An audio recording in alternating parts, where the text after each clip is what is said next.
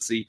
Get you all that you need right there at the bottom of the screen. We're pointing at that Woo Fantasy promo code. Will get you set up on all of our premium content for the 2020 season. We're going to get you a discount. Why would you not want to sign up? You got If you haven't signed up, just use the code. It's free money. Exactly. We got this here podcast on rotoballer.com. We have plenty of other content. We've got myself, the Roto Superstar. We've got Scott Engel, the King. We've got Mike Florio from NFL.com as well. Plenty of others that gets you ready for the fantasy football season here in 2020.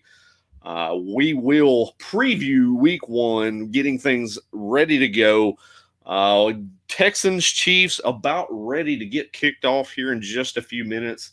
We'll kind of dive in a little bit to that, but we're going to focus more in on the weekend slate of games. But I really kind of want to get things kicked off with with first and foremost, the co-host of the show, Mr. Nick Heffley, the real FF GOAT. How are we doing, sir?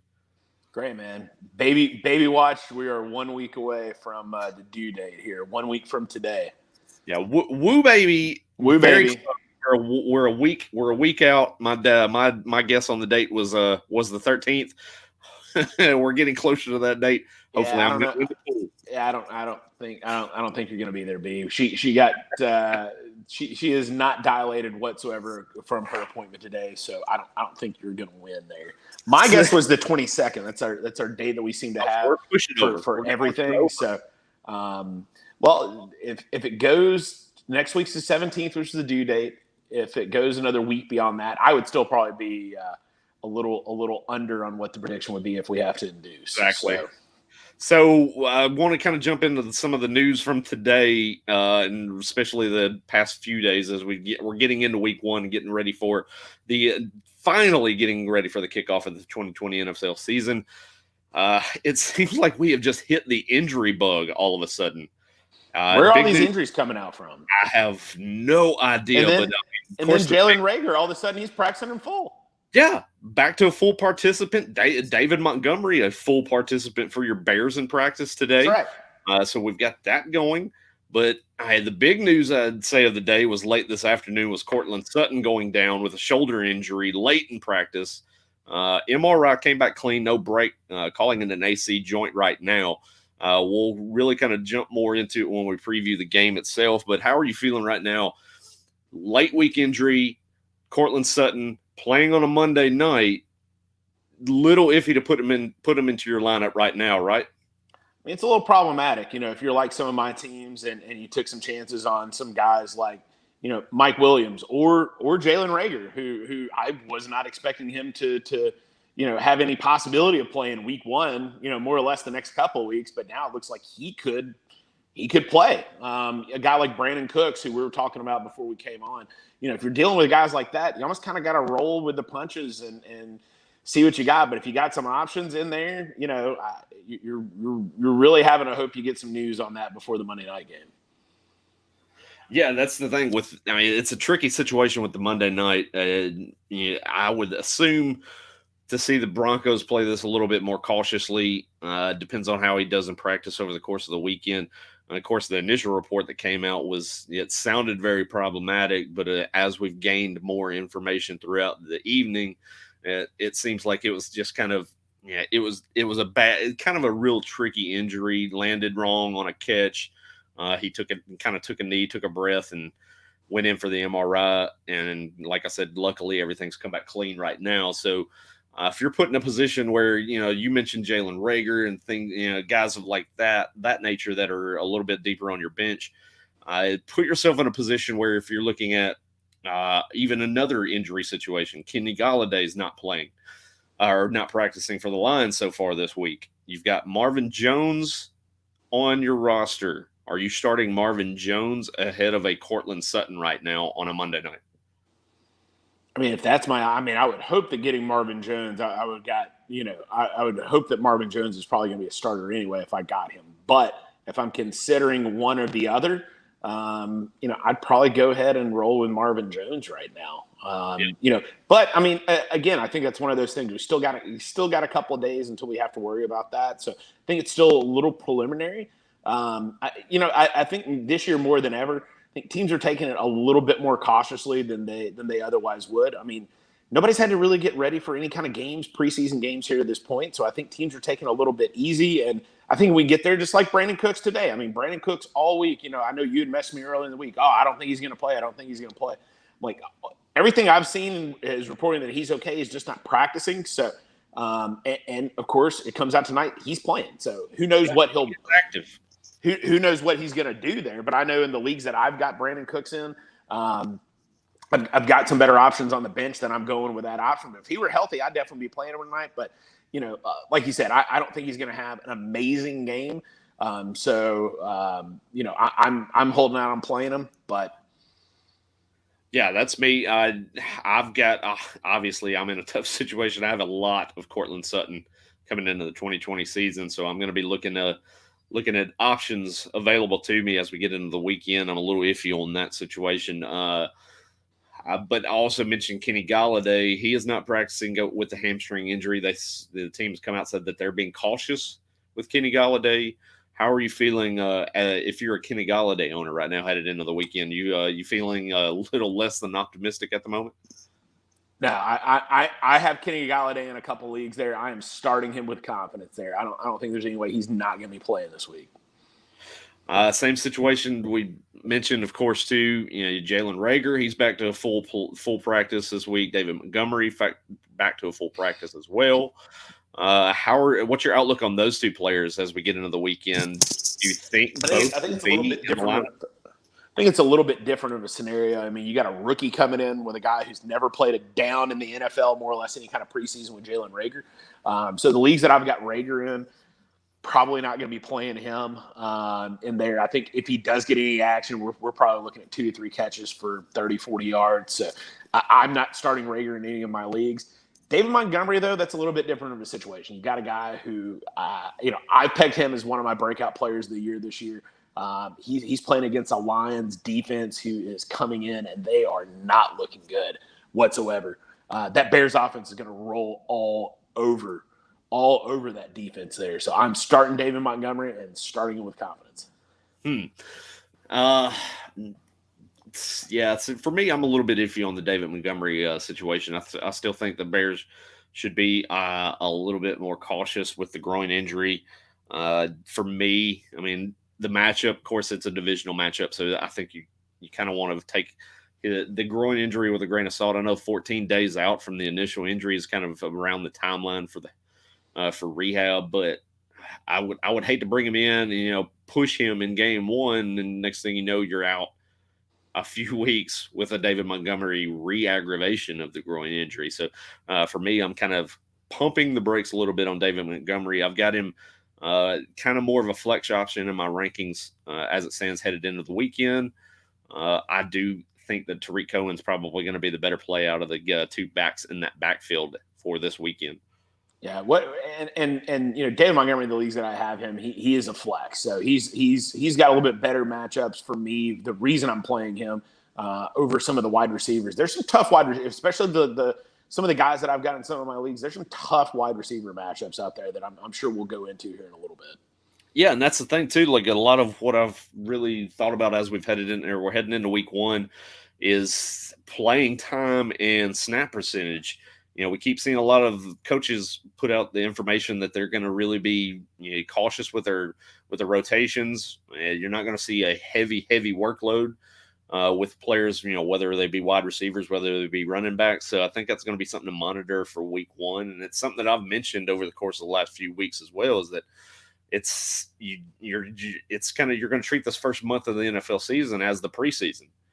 Yeah, I mean, you're going to probably see some sloppy football. You're going to see some offenses that are going to take some time to get back up to full speed and get the clicking again before the season gets underway. So the biggest thing I'm going to probably point out as we head into week one is, pump the brakes. Do not overreact just yet. If your player that you drafted in round 2 has a rough week 1, regardless of matchup, he's just not seeing the field like you think he ought to, pump the brakes.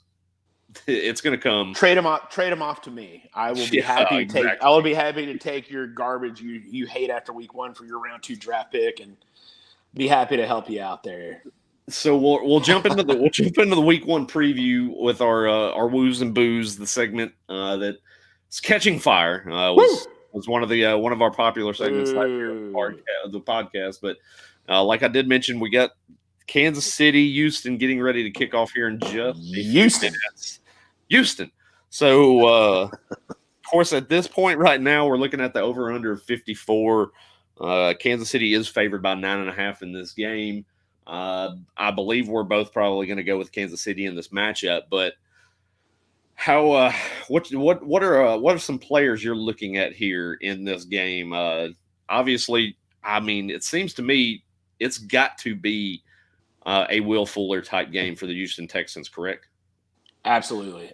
Again, I think if we were seeing Brandon Cooks come in and he was 100% healthy, I think it'd be spread out a little bit more. But I am absolutely feeling Will Fuller in this game. And I tell you what, and a guy who I was not feeling. Let me slow you down real quick. We're going to put this on right quick.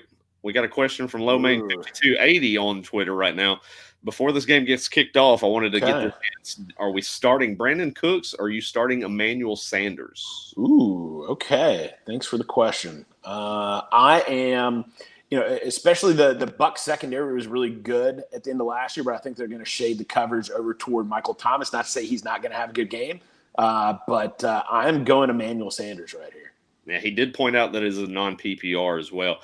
I think what we led off with at Yeah, the I'm still going that way. yeah, we led off with this at the beginning of the podcast was that I still feel like Brandon Cooks is going to be more of a decoy in this matchup here. So for me, I feel more confident in the snaps that Emmanuel Sanders is going to take. I'm going to go with Sanders in that Yeah, matchup. So definitely thanks for the question there. Low main 5280 on yeah. the Twitter. I think Cooks is going to go for 3 to 4 catches, 40 to 50 yards or so is going to be his total at the end of the night.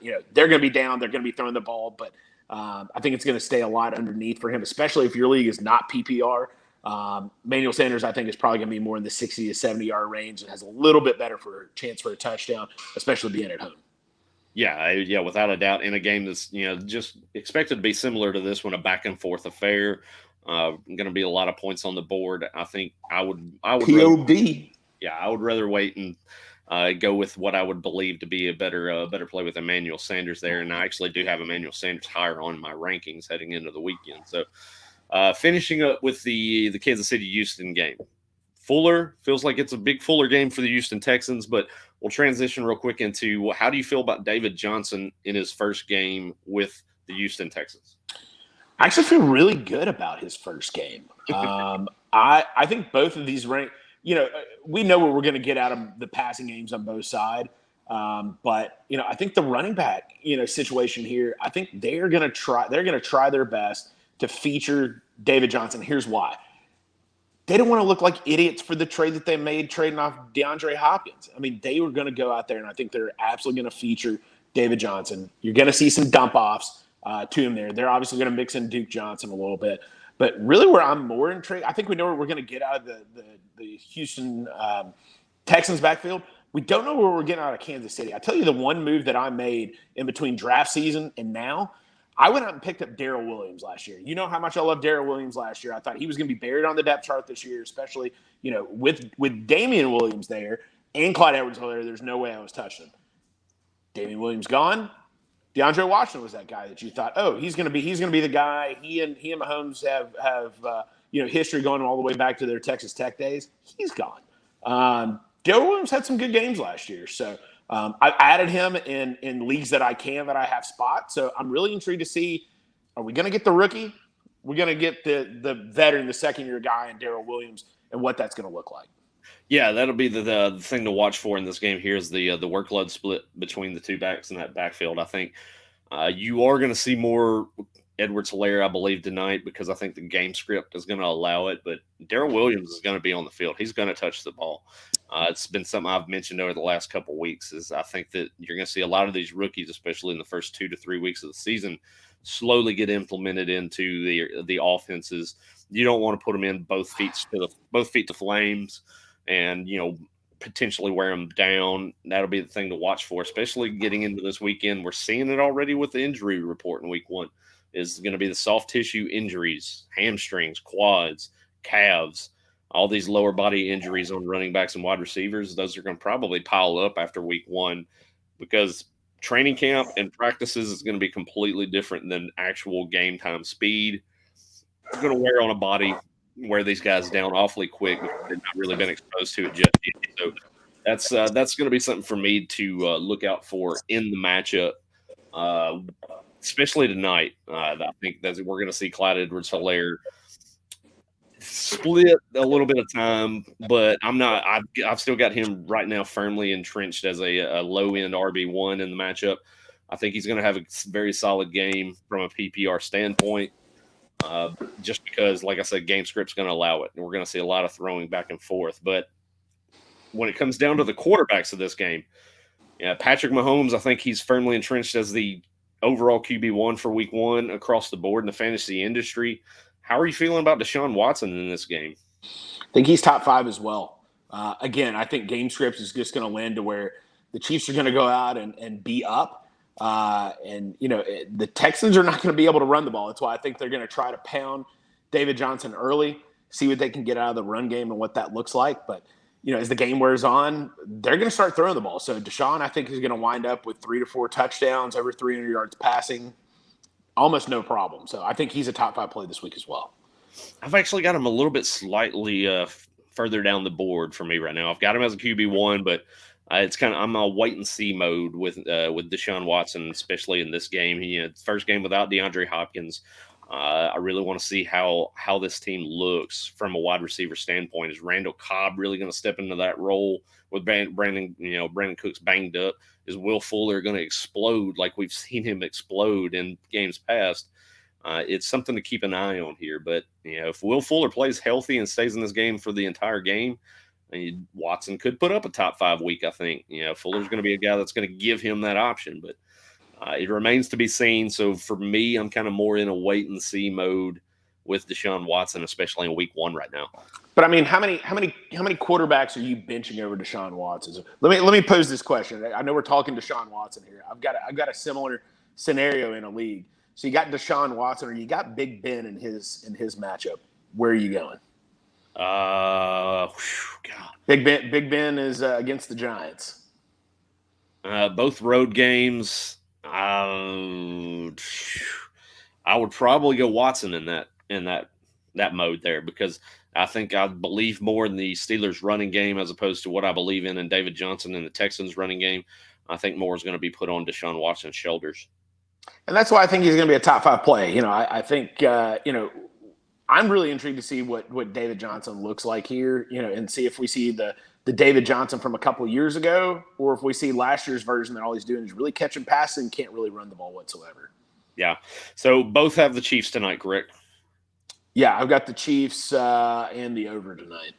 Chiefs and the over, that is at 54 right now. So let's go ahead and we'll jump into week one, Sunday slate. We're going to start it off with the Miami Dolphins at the New England Patriots. Over under on it right now is 43.5, with the Patriots favored by 6.5. Start off with your pick, and let's talk about matchups here and guys that we're watching for in this game. Yeah, so 43.5. I think these two teams are going to go over just by a hair. And I think the Dolphins are going to cover. The Pats, I think they're going to take a little bit of time to get going. Most of the Dolphins offense, sans the running game, has been together since, last year. So you got Cam Newton coming in, brand new right off the board. The Dolphins always have problems. The Pats always have problems with the Dolphins year in, year out. So I'm going to go Fins and the over. Fins and the over, huh? It's actually not a bad play there. I do like that. The 6.5, I think, is what's got me there. I would say that they cover that right at 6 is what I would go with. I would expect to see the overhit in this game too. I think traditionally, week ones, probably even with the slate that we've got right now, of course, with COVID, not a lot of game reps, things like that. I think you're going to see a lot of big offensive weeks this week, which is going to mean a lot for FanDuel in your DraftKings lineups. A lot of the DFS is going to hit. You're going to have a lot of options on the table because I think offense is going to hit. But Devontae Parker is a big question mark that I got a lot today on Twitter. A lot of people asking me questions about. Had one really great game towards the end of the year against Stephon Gilmore, but had another dud. Devontae Parker, what do you feel his possibilities are going to be in this game this week against Gilmore? I've got him in a lot of leagues this year, and I've got the same question myself. What exactly to do? And he's also questionable coming into the game, so he's got a little bit of an injury question. I don't think that's going to be any kind of problem when we actually get to Sunday. But I think you just got to play the matchups. Who if you didn't play Devontae Parker, who are you playing in front of him? Yeah. My options that I have aren't as good of a matchup, and I think that's the thing too. I think Fitzmagic is going to throw the ball, and look at his numbers, what he's done the last couple of years. I say that to say I think Preston Williams is the better play here, especially with Devontae Parker on Stephon Gilmore. But I think he's still going to have like a 5 reception for 60 yards, may sneak a touchdown. But I think Williams is the guy that you want to play here. But depending on what you got matchup, don't try to hit a home run. Week one, you want to go with guys who you know where you're going to get from. You do not want to go rookies. So kickoff is underway. Yes, we're getting there slowly but surely. Yeah. So yeah, I'm in the same boat there with Devontae Parker. It's a very tough matchup. You likely drafted him as a wide receiver 3, wide receiver 4 in most of your leagues. So for me, I mean, there's probably chances where you've got guys that are behind him that have a better matchup, probably more higher upside based on who they're matched up against cornerback wise. So I'll float the name out to you that we've kind of talked about fairly regularly on this podcast. Would you start a Bryan Edwards week one over a Devontae Parker in your wide receiver 3 spot? No. I've got the exact, in my SBFFC team, I've got the nice little 5-6 yard run there by David Johnson. I've got the exact same scenario in my Kentucky League team, the SBFFC. I've got Bryan Edwards late. He's got a good matchup, but again, I don't know what I'm getting out of Bryan Edwards. I need in the matchup that I've got though. I don't need to hit a home run. I need a nice 5 for 50. If I can get that and get 10 points and hopefully sneak a touchdown in, I'm looking good there. So yeah, see for me, like I'm easily starting a Bryan Edwards over Parker based on the matchup. I think that's a solid floor for Bryan Edwards against a horrible Carolina Panthers secondary, where you got Parker facing against Gilmore. It's tough for me to plug him in and have confidence that he's going to repeat the performance he had at the end of last year. So yeah, for me, I'm gonna go with Bryan Edwards. I'm gonna kind of go with more, not even really a hit a home run type play. I think it's the safer play, is how I'm looking at that. But I don't know how that's safe for you.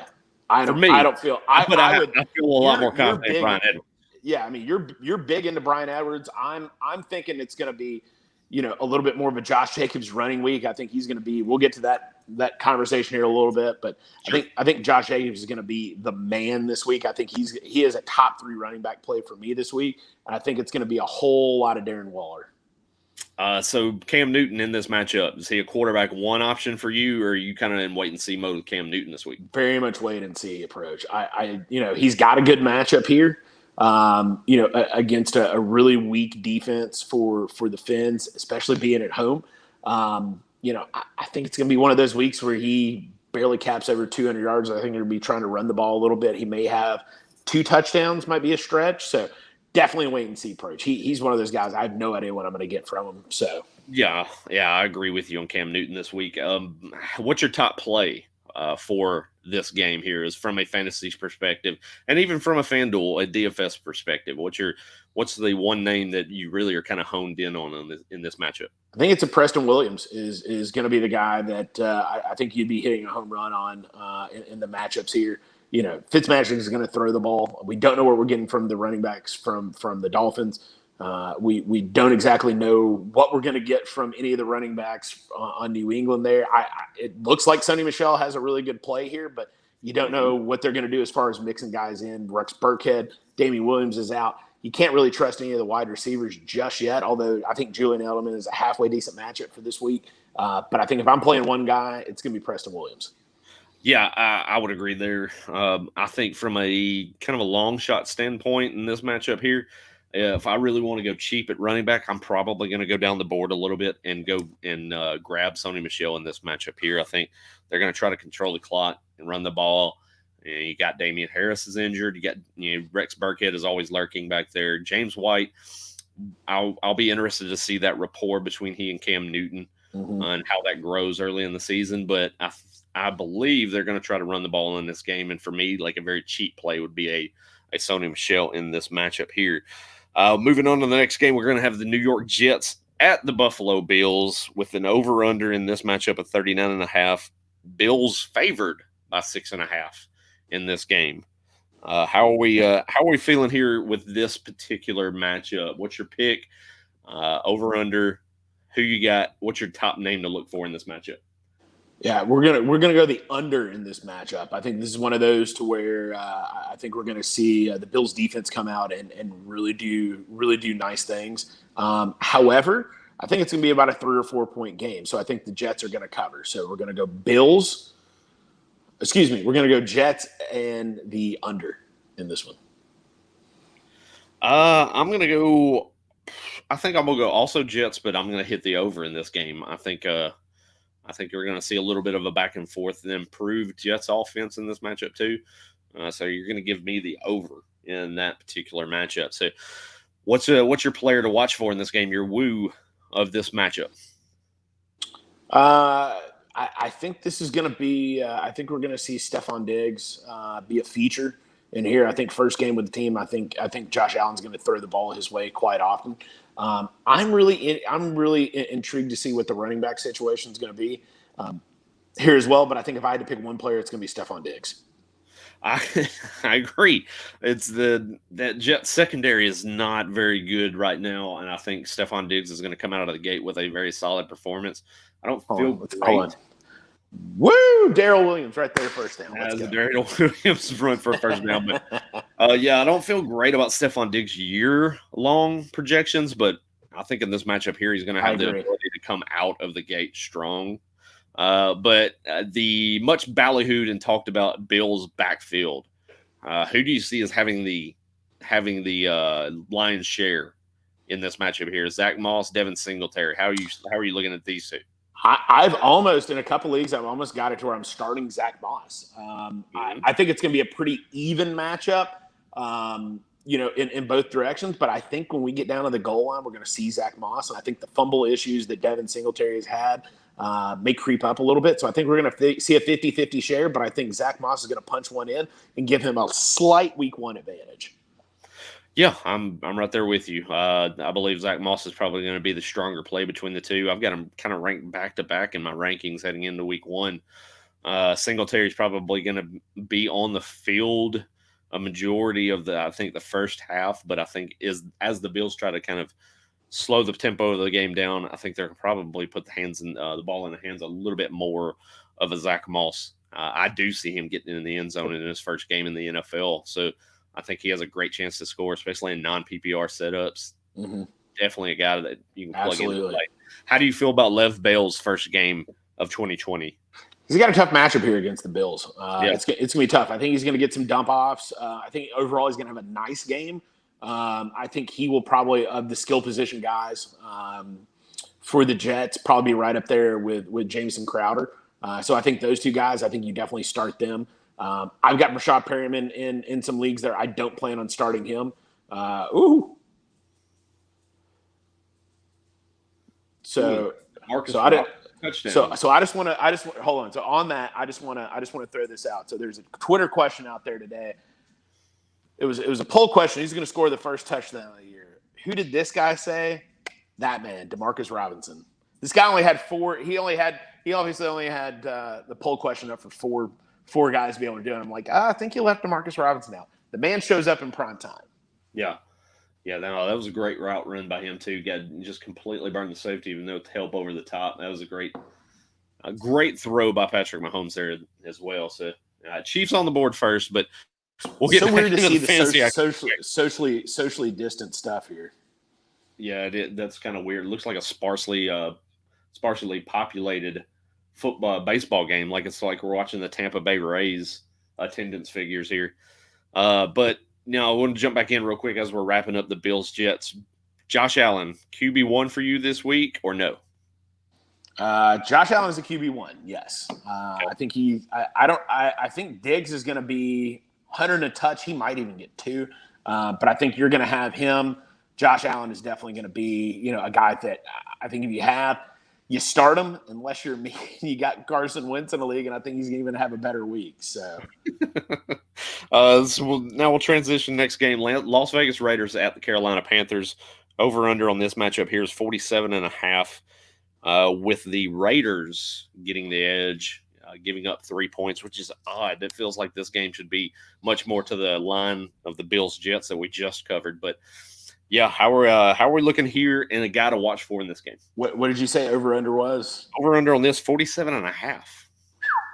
Yeah, it's one of those where you look at it and like, what does Vegas know that we not Vegas, the Las Vegas Raiders, but what do the casino Las Vegas people know that we don't know?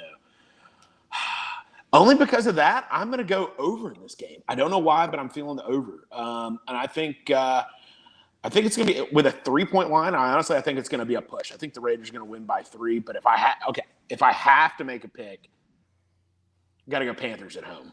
No, I'm going Raiders win. That's going to be an under in that matchup there. I don't believe in the Panthers offense yet.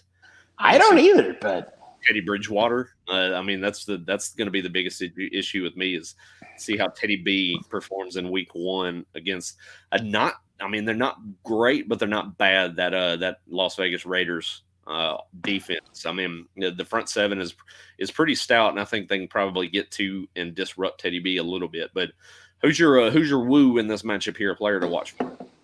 Yeah, I think we said it earlier. I've got Josh Jacobs as a top 3 matchup, top 3 play at running back. Got him in FanDuel everywhere. I think this is going to be a great matchup with a Panthers D that has just been decimated. And again, I think the rookies are going to get some play here for the Raiders, but I think it's going to be a Darren Waller week. I really do. I think that he's got old reliable Darren Waller, Mr. top 5 tight end over the middle. I think he's going to have a good week. And, let's get more vanilla. I think Christian McCaffrey's going to have a good week. I think, Bridgewater, he doesn't exactly know, exactly what he's getting with some of these guys. So it's going to be dump off. It's going to be over the middle. He's not going to go deep. That's who Teddy Bridgewater is. That's everything. So yeah, play safe, close to the vest, 6 yards per attempt. That's Teddy Bridgewater's game. It's going to be a lot of Christian McCaffrey. So obviously no brainer. He's the number 1 pick in pretty much every draft as we've headed into the season. You're not benching Christian McCaffrey regardless of matchup. But yeah, no, I agree. I think you're going to see the rookies get some play. Josh Jacobs is going to be a great play in week 1. I'll be interested to see how he is used as a potential pass catching back in this offense in week 1. That remains to be seen. But from a rushing standpoint and ability to get in the end zone, yeah, Josh Jacobs, definitely a player to put into your lineups for sure, without a doubt, and a guy that I'm going to have in DFS lineups as well. Once I push those out also. Moving on to got Seattle, the Seahawks traveling to down there where Sea Chickens is in Atlanta with the Falcons. You've got the over-under here at 49. Seahawks only giving up 2.5 in this game. Who you got? What's the player to look for? This is going to be a shootout kind of a game here. Falcons don't necessarily have a great defense there. Seattle does have a good defense, but Seattle normally does not do really well whenever they come back east. So, home's going down hard. Off the board, by the way. What's that? Touchdown off the board, by the way. Oh, Reviewed wow. and called back. So, yeah.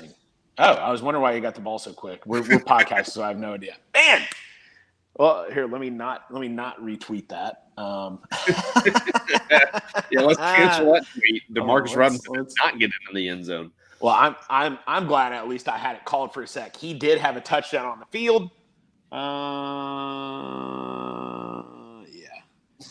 Yeah. So transition back. Yeah. We're going to reel it back in. Seahawks Falcons over under. So Seahawks Falcons, we're going to go over. Falcons are covering at home on this one. Huh. So you think they're almost going to outright beat the Seahawks in week 1? This is going to be an offensive shootout. It's going to be the Atlanta Braves scoring 29 runs last night. Funny name 29-9. No, you're welcome. Oh, yeah. So yeah, I think the Falcons are doing it at home here. It's going to be sloppy, but I think it's going to be a 3-point win by the Falcons. So for me, I'm going to go Seahawks to cover and the over as well. I think Seahawks are going to win this one by a touchdown by the end of the game. Who's your player to watch for here? Who's the biggest woo in this matchup? There's a lot of woos in this. There's a lot of players. There's a lot of woos. I think the teams are scoring 50 here. Obviously, so Matt Ryan is a big woo here. I think Julio Jones is the man. I personally am not buying into all the Calvin Ridley hype. I think he's going to have a great year, but I don't think he's going to have a number one wide receiver kind of year. So many guys are hyping him up so much. Although I think he might get in the end zone here in this matchup. So I think Matt Ryan's looking for 350 plus and 3 touchdowns. So I think he's a top 5 play. And I think Russell Wilson too, man. The Seahawks, you don't exactly have a great ground game, or at least have a confident ground game coming into week 1 with some of the guys coming off of injury there. So I think we're going to be doing a lot of chucking and a lot of DK Metcalf. Yeah, that's my player for the week for sure in this matchup is DK Metcalf. I think he gets in the end zone probably twice in this matchup.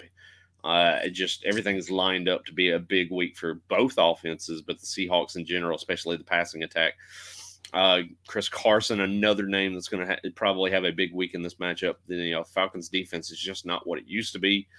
So I say smoke them if you got them when it comes to either one of these offenses. I mean, it's just whoever you got on each side of the ball, plug them into your lineup, whether down Russell Wilson, Lockett, Metcalf, Carson. Everybody on the Atlanta side. I hadn't heard you mention your boy Hurst yet. It goes without saying. Hayden Hurst is going to come out of the gate probably with a 6-catch touchdown performance. I think it goes without saying. Yeah, he's going to be one of your 3 Matt Ryan. Without saying. Okay. Yeah. Who is there anybody from this game that you would not play? Todd Gurley. Okay. Todd Gurley would be the one guy that I would probably keep out of my lineup. But you drafted the guy at the tail end of the second round or into the third.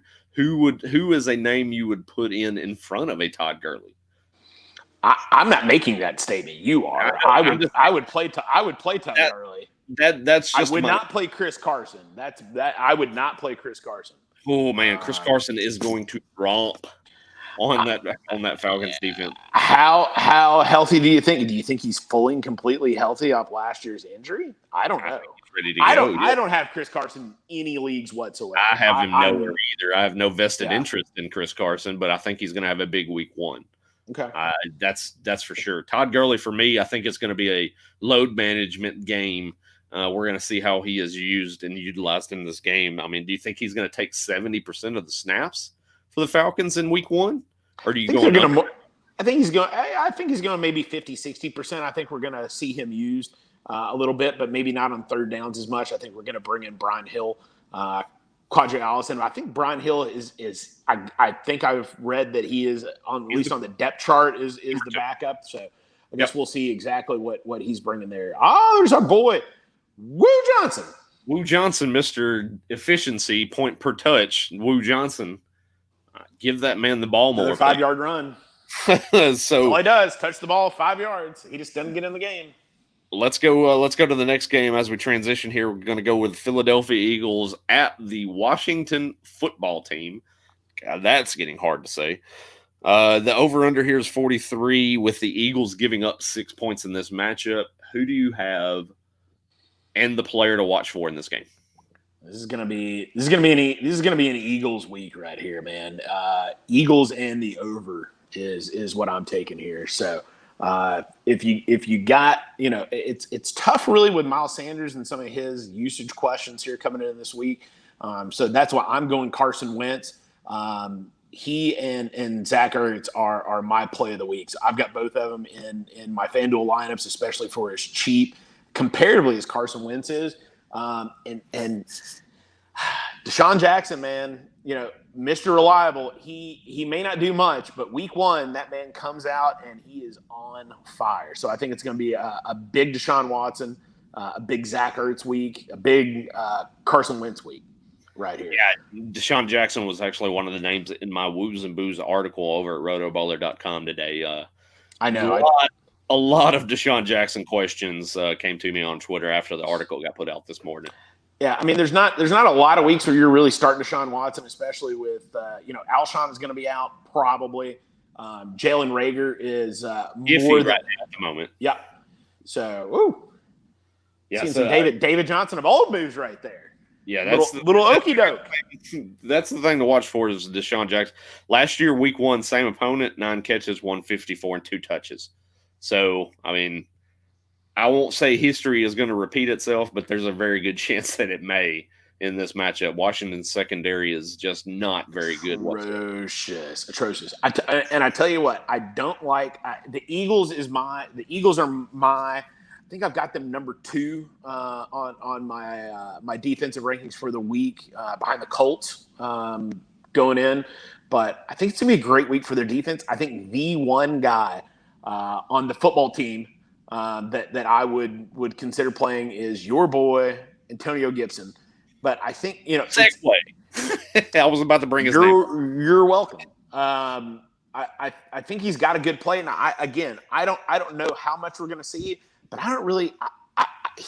Antonio Gibson is a great player compared to J.D. McKissick, Peyton Barber. Like, those names don't exactly just say. They don't roll off the tongue. They're not. I don't even know if they're on any rosters. Like give me some upside from Gibson. But here's what I don't understand. All right, so my co-host here, the Roto Superstar, has picked up and is starting Bryce Love in a league. Which may change before the weekend starts. But, okay. Just how I'm looking at, obviously you want to remind yourself to start, put in your starters before the games get kicked off on a Thursday night. So to put a lineup in, especially on Yahoo leagues, they don't put starters in automatically. What the hell? ESPN, you at least get default starters in. Yahoo, you don't. Not that I wouldn't check it anyway, but still. This is, of course, in the Scott Fish Bowls where I acquired Bryce Love in the waivers that ran this week. So, yeah, as it stands right now, with some injury questions at receiver, we've got all these extra flex spots. Yes, I have Bryce Love listed as a starter right now, but that's going to be something that I'm going to go back and look at. If Brandon Ayuk is in the lineup for the 49ers, if he practices fully throughout the weekend, that'll probably be the switch off would be to go to a Brandon Ayuk in that actual format. So Bryce Love, I mean, that's going to be the thing. You like I said, you segued into what I was going to talk about. Antonio Gibson, I believe, is a solid play as a flex here in week 1 in the matchup against the team that they're probably going to be trailing for most of the game. You're going to see Antonio Gibson get quite a number of targets, I believe, in this game here. Is he going to get it done as a rusher? No, probably not. But is he going to get it done from a receiving standpoint in PPR formats? Sure, I think he will. But how's the rest of that backfield shake out? Bryce Love, you mentioned Peyton Barber, J.D. McKissick. Who knows how the touches are going to vary with that backfield right now? So exactly, it's kind of a stand back and see how things go. But I'm going to start Antonio Gibson in the leagues that I have him in my flex with confidence, unless I've got another matchup that just completely blows me out of the water. I had some questions of earlier today of Antonio Gibson over Tyler Boyd, some names like that in the flex position. For me, I would probably pull the trigger and go with Gibson as it stands right now. But between those two, just for example, are you going Boyd or Gibson? I'm going Boyd all day. I'm assuming we're talking a standard PPR league or whatever. Most of these calling it now. Half PPR. Okay. Either which I think if we're a half point or no PPR, you absolutely 100% go Boyd. If it is a PPR league, a full point, I think you at least consider Gibson a little bit more. But without knowing exactly what you're getting, how could you? I just don't understand how you could go that way. You've got McKissick in there, who I don't think he's anything, but he's listed number 1 on the depth chart. You got Peyton Barber there, who he's probably going to be a plotter 2-3 yards. How many touches he's going to get?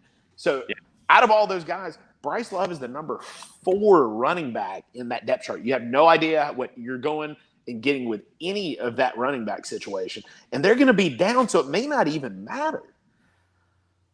Yeah, that's the thing. That for me, it's an absolute pound Antonio Gibson into the ground because of the fact that he's going to be playing from behind. They're going to have to catch some passes. But as things stand, for sure, we were talking about it. That is definitely a Deshaun Jackson play in this matchup between those two. Carson Wentz, of course, is a play. Zach Ertz should put up probably a top three week at the tight end position. So I'm definitely going and hammering those guys. But the Washington Redskins, that is definitely going to be one to monitor. Uh, that backfield situation is a little bit iffy.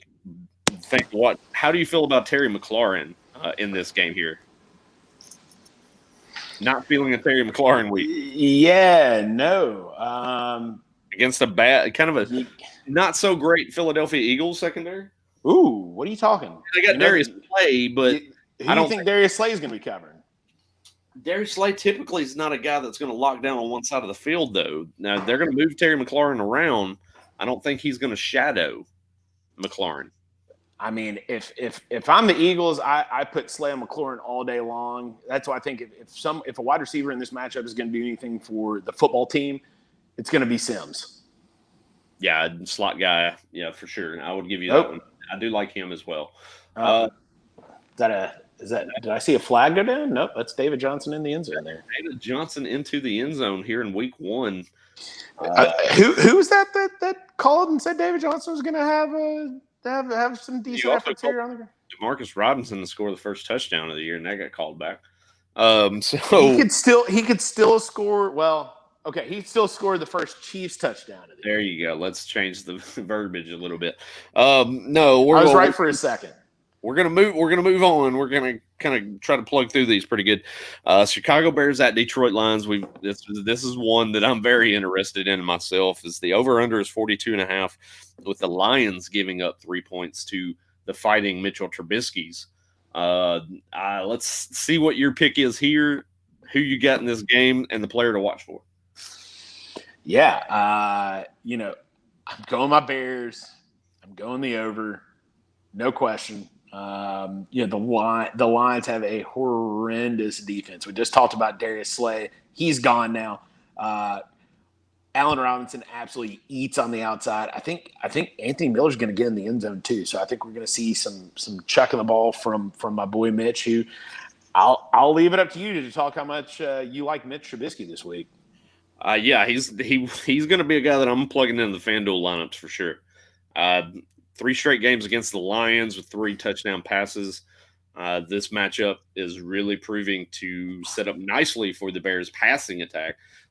It remains to be seen how the rushing attack is going to look in this one here, but yeah, I'm liking Mitchell Trubisky as a very sneaky play. I'm not going to plug him into my lineups over any top name starter that I've drafted very high, like say a Deshaun Watson or guys of that ilk. Of course, you're playing Deshaun Watson, but Mitchell Trubisky, if you found yourself waiting in your draft and or say even if you're in a 2 quarterback league, Trubisky's going to be a guy that's definitely worth plugging in and playing this week. But like I said, I'm really in on Mitchell Trubisky on FanDuel this week. Allen Robinson going to get a very nice matchup against a banged up Jeff Okuda, who's a rookie. And then Anthony Miller playing out of the slot, of course, is going to expose the middle of the Detroit Lions defense. And I think we're going to see a big game, I believe, from Mitchell Trubisky against the Detroit Lions and what's probably going to be a shootout. So I'm going to go with the Bears to win the game outright myself and hit the over in this matchup. Absolutely. Lines wise, I think Carrion might have a halfway decent matchup here. I think they're going to slowly work Adrian Peterson in. We've all heard the rumors about DeAndre Swift and him being a little bit slower to come around. So I think it's going to be Carrion here. I don't think he's going to have. I don't think he's going to get in the end zone, but you're probably looking, a couple catches, 80 to 90 total yards as well. But I think the other matchup here, I think Kenny Galladay is going to have a nice week. So I think I would probably look for him to get 80 and a touch. Yeah, for me, it's Marvin Jones. I'm all over Marvin Jones this week, and that was even before the Kenny Galladay hamstring injury news. I think Marvin Jones has got to play between the two. You're going to have Kyle Fuller, who's not a bad cornerback, playing against kind of Kenny Galladay for most of the game. So I think if you see that Galladay's a little bit limited, which I don't think it's going to be a big issue per se, um, Marvin Jones is, for me, going to be a guy that's a top 20 play at that position. Should be a guy that you're going to pop into your starting lineups and really be good to go. But from the backfield perspective, DeAndre Swift, we're still seeing that he's a little bit iffy, not really practicing too much. So it seems like it's going to be the Kerryon Johnson show with Adrian Peterson mixing in somewhat in this backfield. For me, I'm probably going to lean more on Kerryon Johnson if I had to, but hopefully, those type of names fell far enough down your board that you don't have to consider putting them into your lineups here in week one.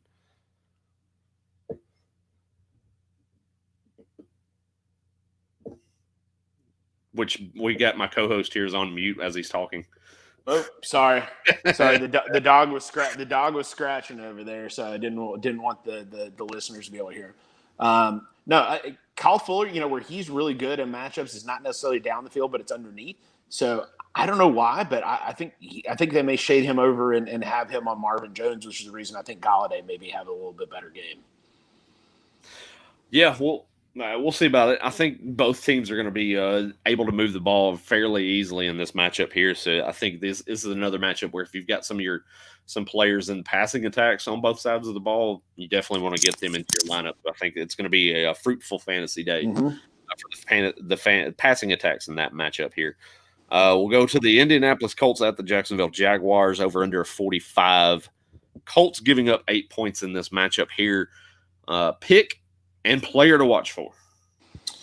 Yeah, in that we're going to go the under for sure. Colts getting 8.5. That's a lot, especially going on the road with the first time a quarterback is playing for your team there and on the road. We're going to go the Jags to be able to cover and the under on this. I'm gonna go Colts covering. And barely hitting the over in this matchup here. I feel like a 27-20 game is what I'm feeling like right here. Or maybe like 20 or like a 30-20. Something along those lines, because that Jaguar defense is That's not a lot of points. at all. It's a lot of points, but I think both offenses are going to be able to move. It's the same kind of mindset with the last one we were just talking about with the Bears and Lions. I think the Colts defense is a little bit better, but I think the pieces that the Jaguars have on offense can make up the difference and be able to move the ball in the matchup. So really, yes, yeah. I'm a big Gardner Minshew fan coming in this year too. I think just more than anything, it's garbage time. Colts are going to get up early, but you're going to see a lot of second half points and opportunities for Gardner Minshew and the Jags offense. Yeah, I just don't. We got Zigbo going on the IR today. Yep. I don't know. Who knows what the hell anybody's getting out of the running back situation there. So I think the Colts are going to be able to be in the backfield there and really exploit that. Nice catch on Kelsey. Let me pose that question then, because that was another one that got brought up quite a bit today as I was answering questions. James Robinson. Of course, you got Chris Thompson's the PPR back, going to be the pass catcher in this offense. James Robinson is the unquestioned running back one right now as far as rushing duties are concerned. Are you playing James Robinson over players like, let's say, like an Antonio Gibson, like a Kerryon Johnson, like a Zach Moss, some of those type of names? I would probably be playing Antonio. If you're asking Antonio Gibson, I'd be going him. Zach Moss, I would probably go with Robinson in that scenario. But Kerryon Johnson, he's been in the offense when he's been healthy. He's been good. Again, with what we're hearing out of DeAndre Swift, I would not be starting James Robinson. I don't even know what the hell he is. I haven't seen him in the game. I'm not starting him unless the matchup is just right nice. And again, I am starting James Robinson in the Scott Fish Bowl this week. We've seen what your roster's like there. I know. I'm fully confident in that. I think that's more opportunity than anything. Fully confident. Wow. Yes, it's an opportunity. It's an opportunity game. James Robinson's going to get the opportunity in that backfield. That's the thing I'm looking at. Is it going to be is he going to put together a 100-yard rushing game with 2 touchdowns? No. I mean, is he going to give me a solid floor of like 55 to 60 yards rushing? Possibly. And would I go with that? With Yeah. maybe mixing in 3 catches? Sure, that's a solid day. That's a guy that I'm plugging in as my second flex out of a 3, like a 3 to 4 flex, roster. Sure. Not me. No. You're starting to sound like me, though. I've always talked to you about opportunity. That's all I've ever talked to you about is opportunity. You sound like me now, B. It's just, I mean, it's just so few and far between with these running backs as we come into week 1. Like we kind of started the show at the top with, is just you don't know how the playing time is going to shake out. You don't know how these, the backfields and the rotations at receiver are going to shake out. Go with what you're more confident in. Go with lend yourself more towards something that's a little more guaranteed. And James Robinson has no competition in the backfield. Yeah, that's the thing there. We just talked about the Washington Redskins. There's 4 backs that they can trot out there this weekend. We don't know how that's going to shake out. James Robinson, it's him and Chris Thompson, and Chris Thompson's not going to run the ball. Probably not. No. But I think at that point, I think they're going to be down to where Chris Thompson's going to be the guy to be able to own. Sure. My problem with that is, like you said, James Robinson. I would start him at my second flex. The wide receivers that I've drafted here, that's who I'm going to be starting my second flex. I'm not starting a rookie, an undrafted rookie, in his first game NFL. I'm starting him at my flex. There's not a chance in hell. I better have a shitty matchup and really bad injuries for me to be starting a rookie running back that went undrafted. Hey, it's happened. Worst things. I mean, have Philip Lindsay did that exactly. 2 years ago. That's already been the question poised on Twitter most of the last couple of days. Has been the fact that is James Robinson the next Philip Lindsay? I'll put it like this. You heard Philip. Here's the difference, though. Philip Lindsay came into camp and he killed it. He killed it. He came in because he killed it. It wasn't injuries in front of him and guys getting released. Well, to be honest, though, to be fair for James Robinson, the coaching staff has talked him up prior to these injuries, prior to Raquel Armstead going on COVID, prior to Devin Exigbo getting put on IR. The coaching staff has said all the right things over the course of the last 2 weeks. So yeah, I'm not starting. But anyways, other than that, the biggest player to watch for in this matchup for you? Biggest player to watch for in this matchup. I would probably say DJ Shark. I was going to say that for me. That's a no-brainer. I think we're going to be. I think the Colts. I mentioned earlier. I think the Colts are my number one defense there. I think we're going to see DeForest Buckner get a couple sacks there. So they are my number one defense. So, but unfortunately, they're a little higher on DFS there. So, which is the reason I wound up going with the Eagles. So I think they're actually going to get a defensive touchdown here, but I think they're going to be down and Gardner's going to be having to chuck the ball. And I had him last year. Gardner Minshew loves tossing the rock to DJ Shark. So that's going to be my guy, my matchup here. That he does. DJ Shark is going to be the biggest play here. Biggest opportunity. Jack Doyle, now with Phillip Rivers. Are you confidently starting him in a tight end 1 spot this week? I know you're a big Jack Doyle proponent. I am. Yeah, and look, Jack, if I've got Jack Doyle as my number 1 tight end, which, I think, if you waited around could be a good move. I've got him in a couple leagues. To be honest, I've got better matchups that I think are going to come around. I think Jack Doyle could have a nice 5 for 50 kind of a week here and possibly get in the end zone. I've got better matchups where I don't think I'm starting. I think I may have a scenario where I do start him depending on Devontae Parker. But that's the kind of flex questions that I'm looking at this week. So we'll go to another NFC North battle. The Green Bay Packers visiting the Minnesota Vikings. Over-under on this game here is 45, with the Vikings giving up 2.5 points in this game. Who do you got? Name to look for, your biggest woo in this matchup. Going to go the Vikings to cover at home, and we're going to go the under. Probably shockingly in this matchup. This is going to be a Dalvin Cook week. He is going to absolutely eat this week. He's my biggest woo. I think for me, I'm going to go Packers to win this game. Also under. For me, the biggest play in this week is going to be Devontae Adams. I think they busted up beaten down and just not good whatsoever Minnesota Vikings secondary, this is going to be one of those games where you're going to see Devontae Adams probably pull in 9 catches in this game. A big focus on Devontae Adams in this matchup here. Gets into the end zone at least once. So for me, secondary is trash. Yeah, it's going to be easily a Devontae Adams game. I think he's probably, as far as wide receivers go, I'm probably plugging him into my FanDuel lineups with most confidence. I think that's more of a that's a solid floor with even a bigger, higher up ceiling with his matchup this week. So that's who I got there. We'll move on to the 3:00 games, the afternoon Sunday tilt. Los Angeles Chargers at Cincinnati Bengals. The debut of Joe Burrow in Cincinnati, over under 42, with the Chargers giving up 3 points in this matchup. Hold on, B. You skipped over the Browns-Ravens game. Did I skip over the Browns-Ravens game? You did. Okay, well, backtrack. Browns-Ravens over under 48. Ravens giving up 7 points. You ready for this? Sure. Over, and the Brownies are going to cover on this one. They may even win outright. Yeah, that's right. You heard it here first. Yeah. Got to take some chances, B. So yeah, that's where I'm going. So biggest woo. This is going to be the Nick Chubb show, man. I think Derrick Henry showed you exactly how to beat the Ravens last year. Pound. Even with Kareem Hunt getting the 2-year deal just 2 days ago. Pound.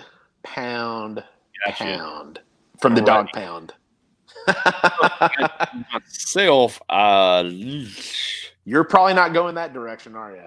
No, I don't think the Browns are going to cover. I think this is going to be a strong, emphatic win for the Ravens in this game, but I do think the over hits.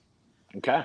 Yeah, coming out of the gate strong. I think Lamar Jackson, the disappointing loss in the playoffs, coming out of the gate, I think they're going to have a point to prove. So yeah, I think this is going to be a high-scoring affair, but I think outright the Ravens do cover that point spread. So outside of that, your player to watch for in that Week 1 matchup.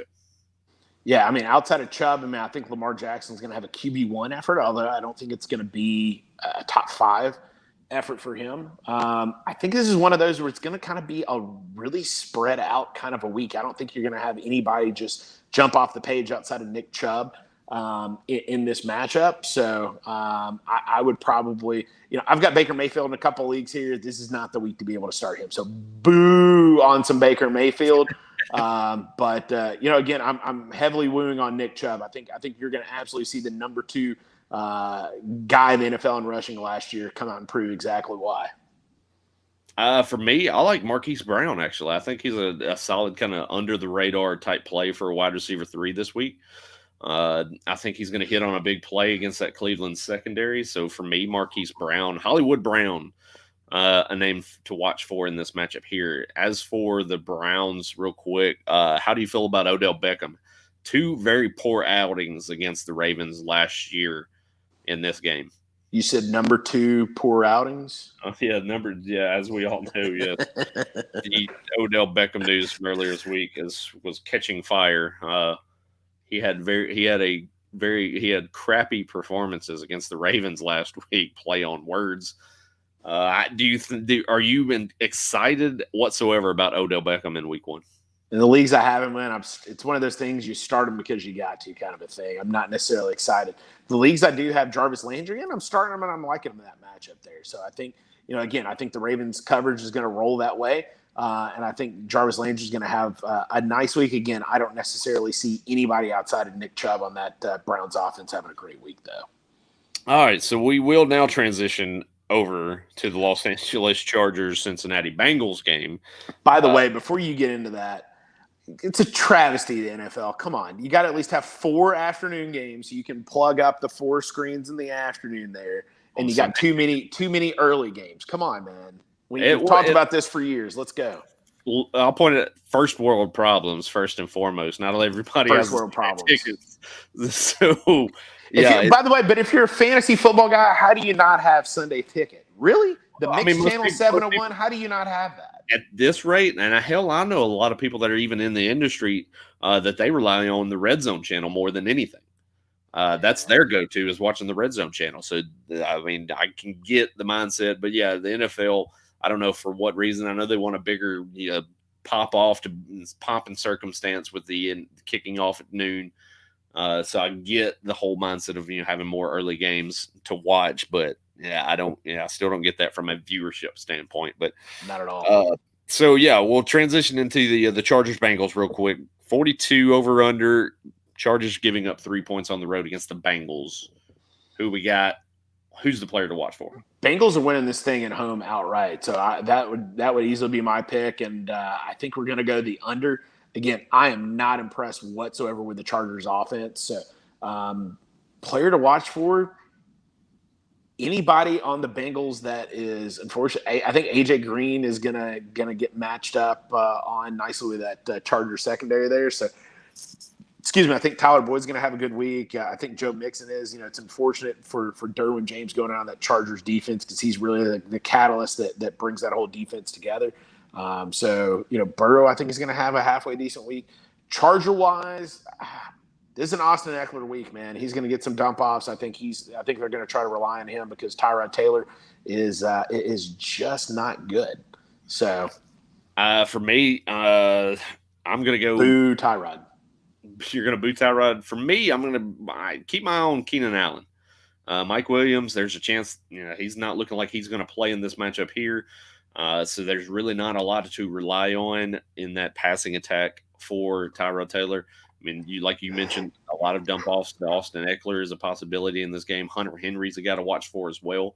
But Keenan Allen, I think, is going to come out of the gate in a game that could go back and forth because we're expecting the Bengals offense to be much improved, but that defense is going to be really bad. So I think you're going to see more of an evening out situation between the possibly suspect Chargers offense and the really bad Bengals defense. So yeah, for me, I think I'm going to keep an eye on Keenan Allen. He's a guy that you can probably plug in some FanDuel lineups for very, low cost, but possibly high yield with a performance that he could see a lot of targets in. Does he get in the end zone? Don't know. That'll be the question there. That's always a question. Keenan Allen, he can get you the catches, get you the yardage, but he does not get in the end zone with a lot of frequency. But yeah, for me, I'm gonna take the Bengals at home to win this game outright, and I think they're gonna cover the spread, and I think we're gonna hit the over. Yeah, it seems to be a popular pick. I was listening to Fantasy Sports Radio a little bit earlier on XM, and that seemed to be an analyst pick across the board was the Bengals covering at home and winning outright. How do you feel about Joe Mixon week one? He's now that he has the contract. Do you think is he going to be more of the Mixon we saw to end 2019? A top 6 back. I think he's going to have a great week. I've got him as a fringe RB1. I don't think he's got the 2 touchdown capability in this game. I think we're going to see a nice mix of run and pass here in Joe Burrow's first professional game. I think Mixon's going to have a good matchup. Start him with confidence. We'll move over now to the next game. Going to be the Arizona Cardinals at the San Francisco 49ers with over under 47.5. Niners giving up 7 points to the Cardinals in this game. Who do you got? And player to watch for, and I guarantee you it will not be the player that I'm going to name. Ooh, that sounds interesting. So I'm going to go the under on this matchup, and I think it's one of those to where the Niners are going to win by 7. So I'm going to say a push, but make the line 6.5, and I'm going Niners here. So. Myself, I'm going to go with the Cardinals to cover the spread, but I think we're going to hit the over in this game. I think the offenses are going to come to play in this one. We're going to probably get closer to 50 on the point total between these two teams. But who is your woo in this matchup here? I want to hear your name before I throw mine out. Raheem Mostert is my woo for the game here. They are going to absolutely hand the ball off to him. He is going to eat in this game. Why would they not be? What are you going to do? Kevin Coleman? Negative. No.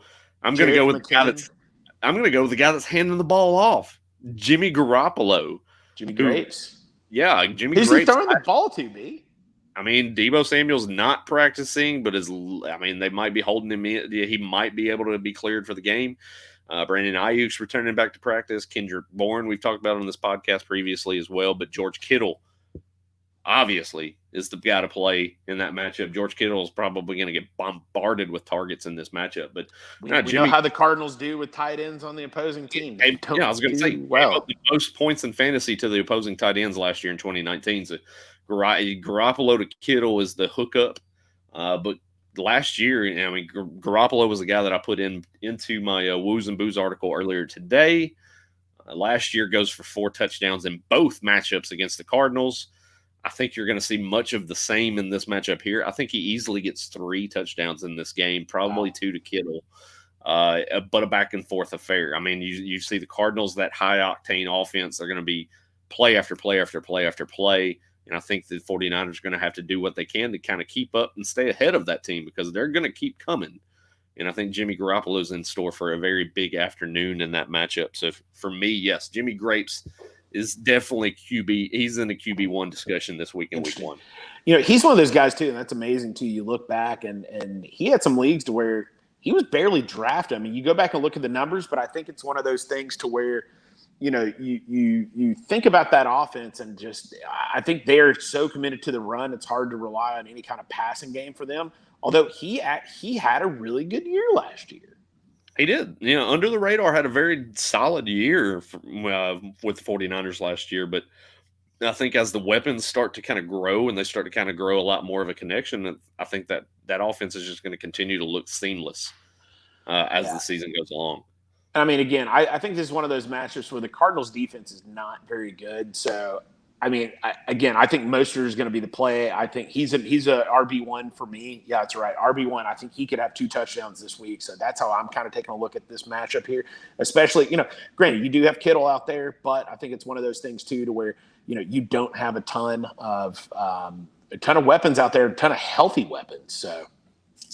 Yeah, I mean, I see that mindset, but I do think that they're going to be throwing the ball an awful lot in that matchup. So Kendrick Bourne's, like I said, Kendrick Bourne's a guy that you can probably see getting in the end zone in this game too. We'll go to probably one of the much more talked about matchups of the week 1 slate: Tampa Bay going to New Orleans. The Tampa Bay Brady Buccaneers start their 2020 season in New Orleans against the Saints. You got the 47.5 as the over-under. Saints laying 3.5 in this game. Who do you got? What's our player to watch for here? Yeah, I think the Saints are going to cover barely on this one, and we're going to go the over in this game here. So I think my biggest woo is probably going to be Chris Godwin. You know, we don't know where we're getting out of the Buccaneers backfield here. I think the other big play though too, I think right along with Godwin, I think Alvin Kamara is going to have a great game in this one too. Actually, that Buccaneers defense against opposing running backs was the best in football last year. So that was he was in my booze section of my woos and booze this week. Which, you know, I get some people that ask me, why is he in the booze section? Does that mean you're sitting Alvin Kamara?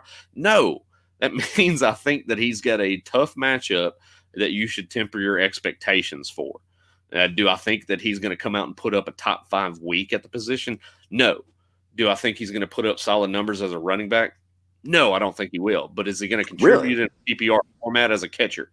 Yes. I think that's where he's going to make his that's where I hay. think he's going to come in. Yeah. You know, if this match was in Tampa, I would probably have a little bit different expectations here. But I think in the Dome, you're going to see a lot of Breeze dump offs to Alvin Kamara, which is where I think, I think he could easily get, you know, a 7 for 80 and a touch. Now, he might not run for a lot of yards, but I think receiving, I think he's going to find his way in the end zone on the receiving end of this. Yeah, he's going to have to start off pretty hot if he's going to get to the 81 catch total like he's had for every point in each season in his NFL career. So that's the thing to watch for there. We'll transition into the backfield for the Tampa Bay Buccaneers. We see Byron, like the Buccaneers continue to put out information time and again to push the narrative on Ronald Jones.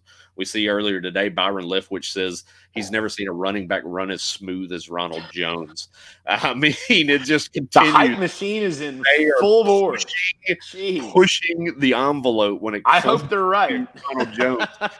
But I really do hope they're right. how do you think that this the backfield's going to shake out between he and Leonard Fournette? Who do you think gets the week one advantage between those two? Week one, I think it's got to be Ronald Jones. I mean, Leonard Fournette. I mean, how hard is it? Really, as a running back, if you're just going to if Tom Brady's just going to go back, hand the ball off to Leonard Fournette, how hard is that to do? Really? Hey, Leonard, we're going left on this play. Leonard, we're going right on this play. It can't be that tough. But I think week one, you're going to see it probably 65 to 70% of the touches go Ronald Jones's way, just as they ease Leonard Fournette into this offense here. Which, by the way, I just want to point out we're getting a lot more viewers into the live stream here.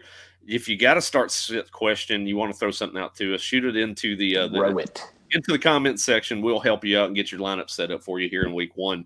But yeah, I'm with you on the Ronald Jones discussion there for week one. I think Leonard Fournette's going to kind of ease into this backfield. They're paying him to be the man. He's going to take the larger workload in this backfield eventually. It's just not going to happen in week one. I think they're going to kind of slowly temper him into the workload. Ronald Jones, if he shows out, he's probably going to carve out a lot more of a niche for him on down the road. But it's a tough matchup. I mean, playing the Saints defense is a very good defense. I'm not expecting much out of either back in this game. Yeah, I'm disagreeing with you on Kamara. Again, if we're looking at rushing totals, that's a different story. But I think he's going to get some dump-offs from Drew Brees there. And we had the question earlier on Emmanuel Sanders. Who are you starting if you're starting Emmanuel Sanders? Or who was the other player? It was Brandon Cooks or Emmanuel Sanders. Cooks, yeah. Cooks is 2 for 20 right now. So, I mean, obviously we got, a half and then a little bit left to go. But I think Emmanuel Sanders is the guy. Again, I think that, not to say that I'm not going to start Michael Thomas. He's, like Odell Beckham that I mentioned earlier. He's going to be a guy you got to start every week. But I think Emmanuel Sanders is somebody that I think could find the end zone here in his first game with the Saints. So then we'll go into the Sunday night game, my Dallas Cowboys against the Los Angeles Rams. We've got the over-under on this game here at 51.5, which I believe is the second highest on the slate for the week, with the Cowboys laying 3 points, road favorite against the Los Angeles Rams. What's your take here? I think it's gonna be a push, man. I hate these 3-point lines. Where's the half point so people can actually make some decisions here? Yeah, that's a tough one to go with for sure. I'm gonna go the over. I'm gonna go the over though. I'm definitely going the over on this matchup. I think we're going to see two offenses that are absolutely just going to chuck the crap on the ball. But at the same time, I think you're going to see Zeke come out and run the ball too. What are we going to get out of the Rams' backfield, B? I mean, that's the thing. You got Darrell Henderson right now. He's putting in limited work. He's trending towards playing. We heard Sean McVay say that Malcolm Brown's going to be the starter. What's the workload look like for the rookie Cam Akers? Much questions to be answered with this Rams backfield in week one. For me, obviously, I keep pointing to the fact that Malcolm Brown might take the first snap for the Rams in the backfield, but it's going to be Akers' game. He's going to be the guy that I think, we saw last year runs for 1,400 yards behind the possibly worst offensive line in the country at Florida State, with a little bit of some push from the Rams offensive line. I think he's going to just stand back there, see daylight, hit a hole, take off. I think first week will be the start of Cam Akers taking over that Rams backfield. For me, I've actually got the Rams outright winning this ball game against the Cowboys, hitting the over in this one as well. We saw last year. Really? We saw last year Dallas struggled against teams that were above 500. New coaching staff, new offense. Obviously, I'm very high on what we're expecting to see with this Dallas offense in 2020. But I think we're going to have a little bit of a tougher time getting out of the gates in week one. Aaron Donald's going to be there to stop Zeke Elliott. Zeke Elliott's going to have a good game outright himself, but the rushing attack is going to be slowed a little bit. Amari Cooper is going to be shut down by Jalen Ramsey in this matchup. Outside of that, I mean, the pieces are going to be a little bit harder to work with Dak Prescott here. He's still going to have a good game. It's going to be a tough week one matchup for him. He's not going to put up top 5 numbers, I believe, this week in this game. So temper your expectations there. That's why I have the Rams winning this game by the end of this one. Of course, it's week 1, so that means Sammy Watkins has to score. Sammy Watkins into the end zone, of course. This is why you got to play Deshaun. This is why you got to play Deshaun Jackson. Yeah, it's week 1, so he's got to score, right? See you again in 7 weeks, Sammy. There's no way I would ever look. Sammy Watkins is one of those guys you almost got to draft late. Hope he has a good week 1, like he usually always does, and then trade his ass off. Yes. Who is going to be a woo from the Rams and Cowboys?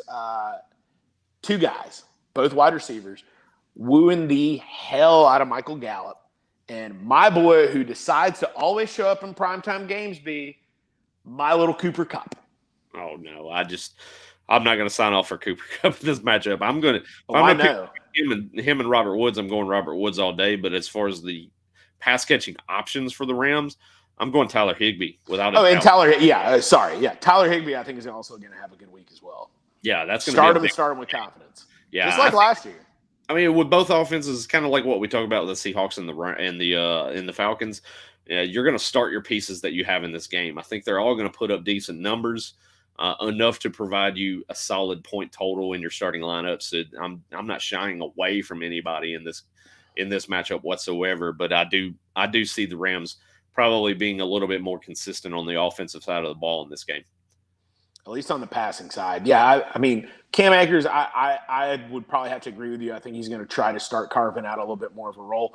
Again, just like you're seeing here with the Chiefs, it's a balanced backfield between Edwards-Helaire and Williams here. I mean, it's pretty 50-50 for the most part between these guys. So I think you're going to see very similar. And especially, too, I think Cam Akers, especially where he could really come through, is if Henderson doesn't play this week. I think that's when you'll really see Cam Akers really take over because we've seen what we got from Malcolm Brown, and it ain't good.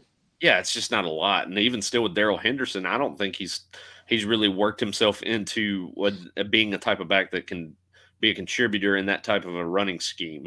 Coming from University of Memphis, that wide open attack, it's just not set up. That type of run blocking scheme is not set up for what Darrell Henderson does best. So he's more of the pass catching back in this backfield, where I think Cam Akers is really going to start to shine, and it's going to start as soon as this week here.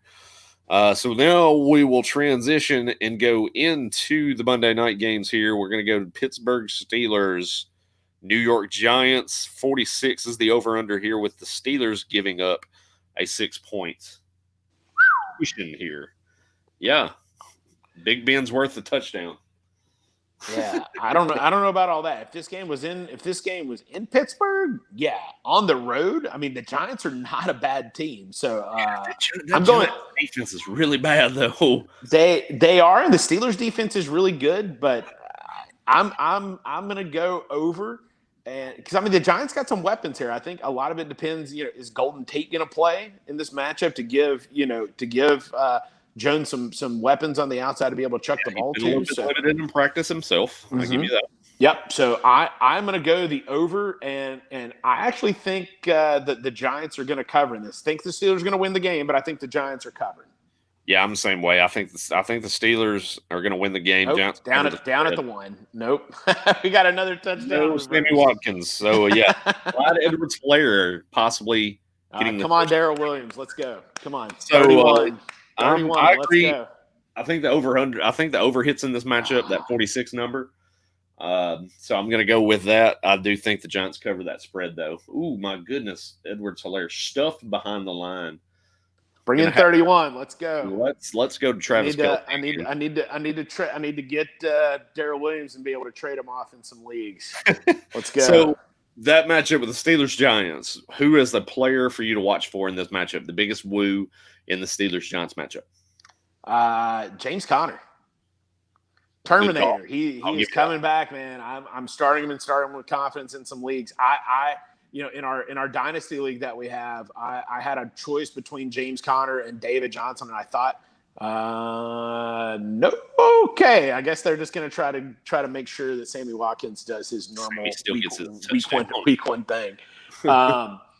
No, James Conner's a guy that, I thought David Johnson would have a decent matchup in this one, but, our dynasty league that we do is not a PPR league, so it's a touchdown league, heavy dependent on that. I think James Conner is going to find the end zone twice in this. So James Conner, the whole Steelers offense from last year, completely wipe it Yeah. on what you saw. So, I think Connor's going to get it in the end zone. I think Juju's going to have a great matchup too here in this one with Big Ben. Big Ben, I told you earlier, Big Ben and Deshaun. I'm starting Big Ben. So Yeah, I like Ben in the matchup. I think they're going to be able to move the ball really easily against that Giants defense. So the Connor pick, I believe in. I like that one as well. For me, the big woo between the two teams, and for me on the Steelers side of the ball, Eric Ebron. I had him in my Woos and Boos article earlier today. Eric Ebron is a guy that I'm going to be looking for in Week 1. Get a very nice discount on him on FanDuel as well, so you'll be able to sneak him into your lineups. Definite upside as far as touchdown potential with Eric Ebron now playing with Big Ben Roethlisberger, who likes to target the tight ends. And we have seen before that the Giants have been very susceptible to tight end scoring. I believe they were second in the league in touchdowns allowed to the position last year, with 8 total by season's end. So look for Eric Ebron in this matchup. I think he's definitely a guy that's going to put up a solid performance Monday night and get in the end zone at least once. The second Monday night game, and to finish off the Week 1 slate, going to be the Tennessee Titans traveling to the Denver Broncos with the over-under of 41. Titans laying the 2.5 on the road in Denver. Of course, we had the Cortland Sutton scare earlier today at practice. We talked about that earlier on in this stream and on this podcast here. So how are you viewing this game? Who do you have, and who is your player to look for in this matchup? yeah, and especially with the Von Miller news, I think that's changing things, as well for that Broncos defense. Absolutely. So I think we're going to go the Titans to cover by 1. I think they're going to win by a field goal on the road, and we're going to go the under on this game. I believe so. Yeah, I think it's going to be a low-scoring ball game. How is this not a Derrick Henry game? I mean, I am just seeing the one of the biggest woos of the week. Another top 3 running back matchup right here. Derrick Henry will absolutely romp. That's all they're going to do. How do you not hand the ball off with what Derrick Henry was doing last year? You got to give them the ball at least 25, 30 times a game, right? I think they're going to have to in this matchup. But on the flip side of that, we saw what we had with Ryan Tannehill to finish out the stretch in 2019, but we saw what he did, or the lack thereof, in the playoffs. How do you think Ryan Tannehill kind of bounces back now with the deal to be the quarterback for the Tennessee Titans? How do you view him and A.J. Brown in this matchup in Denver? Yeah, I mean, I think it's going to be one of those 5 for 60 kind of a weeks for A.J. Brown. I don't think they're going to be throwing the ball a ton here, but I think, the guy who is going to have a nice little cushy matchup and might get in the end zone, I think he's going to be Jonnu Smith. Is going to be the guy who I'm seeing get in the end zone here. Again, I think Derrick Henry is going to score a couple times there, but I think Jonnu Smith is going to be the receiving. Again, I don't think Tannehill is a bad matchup in this game. I think early on, you really want to see what exactly that Titans offense is going to do. Again, in some matchups this year, I'm going to be a big fan of Tannehill, but it's not going to be this one. They're going to be handing the ball off and really exploiting that. But on the flip side of that, Titans defense is really good. They got Clowney now. They've got some pieces on that defense. Drew Lock looked really good at the end of last year. So I'm really intrigued to see what this Broncos backfield looks like. I've got Melvin Gordon starting in my flex in a couple leagues. It's going to be a big question to, there goes a question to you, B. Let's throw this out. Let's see. Why don't you help me out? Melvin Gordon, Melvin Gordon, or Brian Edwards, or Tyler Boyd? Who you starting out of those? Who you starting out of that group with the flex in a full PPR league? I would probably go with Boyd. Well, that's what I've got. So I would probably go with Boyd. I think there's a better ceiling or higher ceiling there between the two. We don't know how that backfield share is going to go right now between Gordon and Phillip Lindsay to start Week 1. That's another situation we kind of been talking about on this podcast as it's gone along, has been, the rotations and how they're going to play out. And I think this Melvin Gordon, Phillip Lindsay backfield is going to be a little bit more split in Week 1 than we're ready to handle. I think Gordon's going to be a little higher just because I think they spent the money on getting him. Obviously, there's a reason for them going out and getting a guy like Gordon when you've had Philip Lindsay go for over 1,000 yards for 2 years The now. thing is Melvin Gordon's going to be the pass catcher. We've seen right, exactly. Philip Lindsay couldn't catch anything thrown to him last year, and that's why they really went out and got a guy the caliber of a Melvin Gordon, a guy that can run the ball and pass catch. Is a pass catcher coming out of the backfield. So yeah, that's where his value is going to lie. But the question mark will be: is if Cortland Sutton is declared out for this game? Sutton, if he's declared out for this game, who do you think is the biggest beneficiary for the Broncos offense? Melvin Gordon. I mean, I think he's one of two options that really gets a boost in value if we see that Sutton's going to be declared out. Yeah, I mean, Jerry Jeudy's the easy answer, to that there, but I'm actually going Noah Fant. Okay. Yeah, I mean, and I can see that too. Yeah. Yeah. Noah Fant's going to be the guy that I would lean on if Sutton's out. Of course, I don't think I have a single ownership share of Noah Fant coming into this season. I've got him in one. I've got him in one league. He's my. I took him as a high backup tight end. So I'm thinking about starting them this week in the flex. But yeah, not a lot to get excited about in this game if you don't own Derrick Henry. Yeah, I agree. I think it's going to have to really look towards being a big Derrick Henry week in that matchup here. But that wraps up week one. Puts a bow on it. It puts a bow, puts a ribbon, whatever you want to do. We've wrapped up this package. We've presented it to you. It's ready to go. As always, we're here on Twitter, at Roto Superstar, Bingo Bongo right here. Send me questions via there on the Twitter account, Real FF Goat. He'll be ready to go too. At Woo_fantasy is unless the baby comes. I don't know if I'll be able to answer questions then. But be ready to go. But I've been answering questions all day long since my article on rotoballer.com dropped. So definitely go check that out. The Woos and Boos of week one is ready to go at rotoballer.com, like I mentioned, and also at the bottom of the screen. Go check that out. Promo code WooFantasy for a discount on the best premium content on the interwebs. Woo Fantasy gets you that promo code discount on all the premium content for the 2020 season. Trust me, you're going to want it, and we're going to help you win championships in 2020. So rotoballer.com for sure. FanDuel, definitely go to the FanDuel, sign up for week one action. Promo code big there. Contest this week. Woo Fantasy, lots of contests, lots of money on the line there. Woo Fantasy gives you some extra cash on your deposit there as well. So definitely go check that out. We'll have you set up there. But aside from that, any other parting shots before we wrap up this podcast? Man, I'm just looking forward to week one. My couch is ready to go. I'm ready to have the mix channel up. I don't do no red zone channel there. Mix channel, I want to control that stuff on where I go. So if anybody, Brandon and I have watched the games together for years, although we haven't had a chance to really watch, recently there. Man, David Johnson, dude, I'm telling you, man. But no, I like. You got to really have good eyes if you're going to. There we go. Dominate, one of the guys that I've talked to, definitely one of the guys to follow on Twitter, does a lot of great, fantastic content on Twitter. He's giving you a look, B. Jeez. I tell you what, man, he says keep crushing it. Same to you, Dominate, because he does a lot of live videos on Twitter as well. Excellent content, so go follow him over there on Twitter as well. And that is Dominate FF on Twitter. So check him out too. Oh, he's got the FF just like me. Look at that.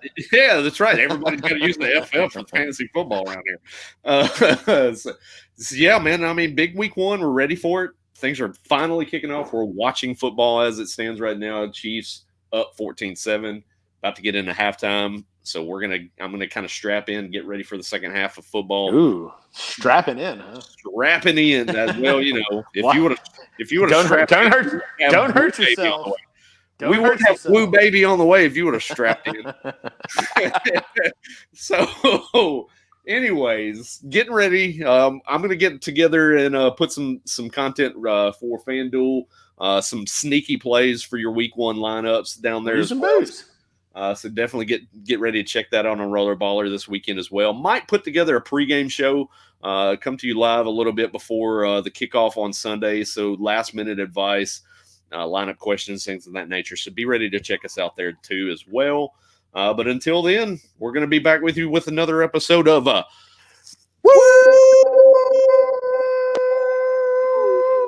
Fantasy right here on Roto Baller.